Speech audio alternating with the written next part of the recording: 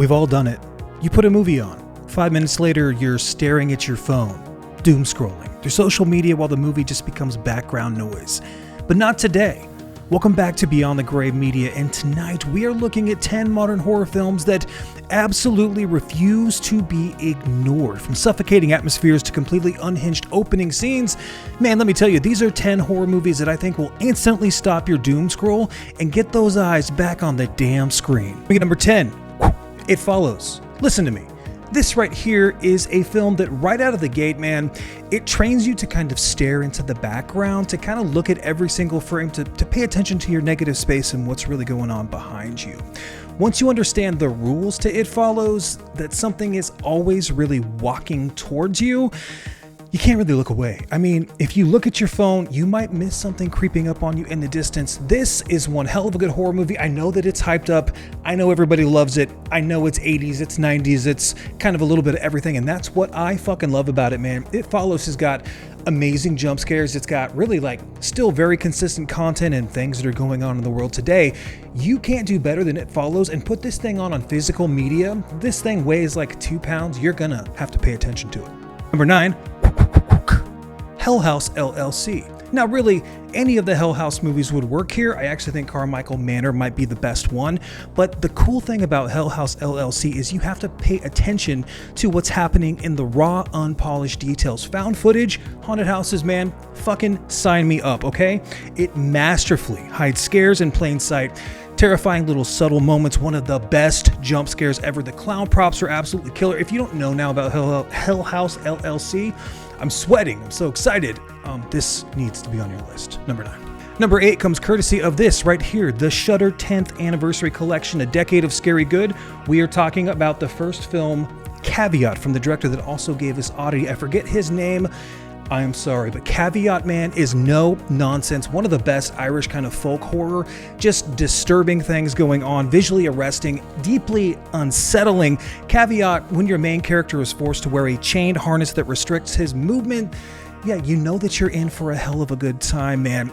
Decrepit house on an island, check, right? Everything that you need, you're instantly locked in when this movie starts. You're like, oh yeah, I'm gonna just be locked here with this crazy person that has all these weird thoughts. There's some weird rabbit in the basement. There's one of the best jump scares. There is unsettling shit everywhere in Caveat, man.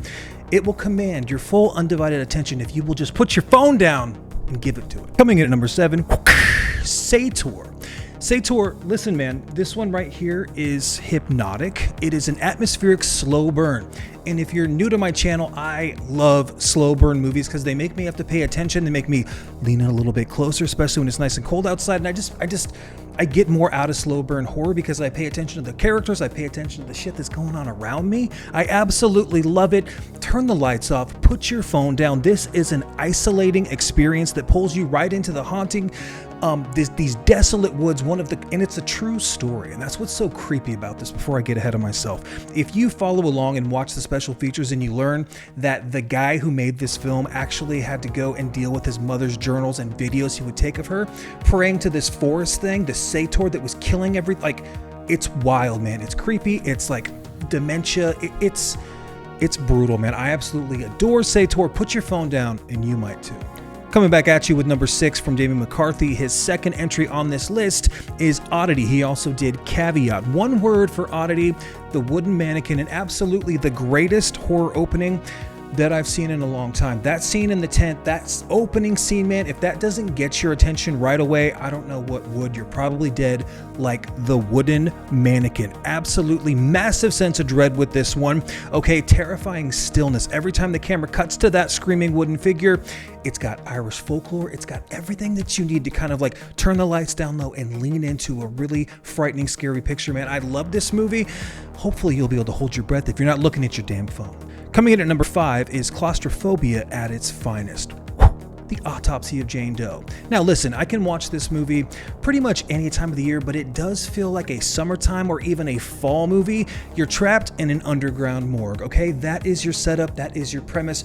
Amazing music, just let the sun shine. Oh my God, this movie fucking rocks, man. The progression of the autopsy, it's so macabre, it's so fascinating. It's like you can't really look away because you feel like you're gonna miss a crucial piece to solving this puzzle. And yeah, I fucking love this movie. movie, and I hope that you do too. Brian Cox, right? Emile Hirsch, absolutely banger soundtrack, crazy witchy New England horror movie, man. This movie rocks. At number 4 is a film that I have talked about on this channel endlessly, a film that I've championed, that I was like obsessed with when it came out on Netflix, and all of a sudden it just disappeared, and I had to go through like the mail order system and try to make a copy of this movie. I love it so much. Of course, we're talking about number 4, The Taking of Deborah Logan. What starts off as a heartbreaking documentary about Alzheimer's quickly and rapidly devolves into pure, unadulterated, just nightmare fuel. Absolute incredible. The woman who is playing this character that is slowly losing their mind. Old people freak me out, and they should freak you too out, man. This has it going on. That board operator scene is absolutely incredible. It has a third act that can probably leave your jaw on the floor, literally, if you can stretch it that far. We've all seen the gif with the snake. Now you know where it's from. Dude, give this movie a chance, man. I love fake documentaries and I love found footage. This mixes them perfectly, man. Chef's kiss. Listen, all right, there's no hope here. This at number 3 does not offer any sort of comedic relief. It's a movie that I've watched endlessly since it came out in 2020. I think it's probably the scariest movie that's even on this list. I watch it probably once or twice a year to just feel a little bit unnerved. Maybe it's my religious background and the things I had to deal with growing up. This movie doesn't rely on cheap jump scares. It relies on a heavy, suffocating atmosphere and pure malevolence. Of course, we're talking about The Dark and the Wicked at number 3. The dread is so thick in this movie that you are just stuck in it and you cannot get out. I love this movie. I hope everybody will give this a chance. His other movies, you might remember The Strangers, Brian Bertino. He also did Monster, and then the new one, Vicious, has its moments, but he really hasn't had lightning in a bottle like The Strangers, but even better, The Dark and the Wicked. Check it out. And you know we had to have some sort of foreign flick on here. If it was up to me, man, I'm not trying to sound too cool for school or anything, and I love you, by the way. You look great. Our last one here is a foreign flick, and it's a Spanish foreign flick from Damien Rugna. Okay? Utterly Ruthless. When Evil fucking Lurks at number 1 with a bullet. Okay? When Evil Lurks breaks every single rule of traditional horror, and it breaks it really, really well. Okay?